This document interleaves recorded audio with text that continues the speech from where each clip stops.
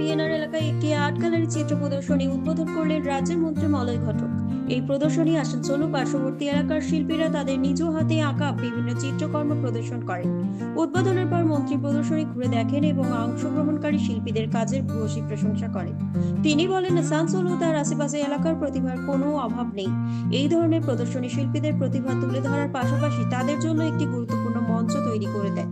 মন্ত্রী আরো বলেন, কলকাতার পর আসানসোলেই একমাত্র শহর যেখানে এই ধরনের শিল্পের মেলায় বড় সংখ্যার শিল্পকর্ম বিক্রি হয়।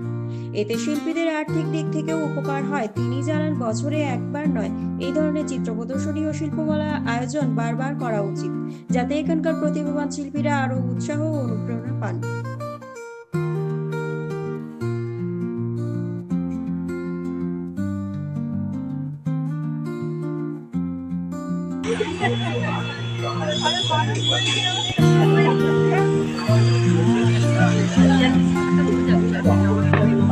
Hello, hello, hello, hello, hello, hello, check. আমি বলে দেবো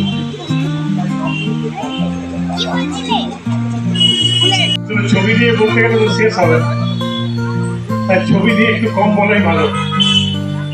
যেটুকু বলবো যে আমাদের আসানসোলে যে এত শিল্পী আছে, এত প্রতিভা আছে, এটা আমি না এখানে এলে বুঝতে পারতাম আর দেখতে পেতাম।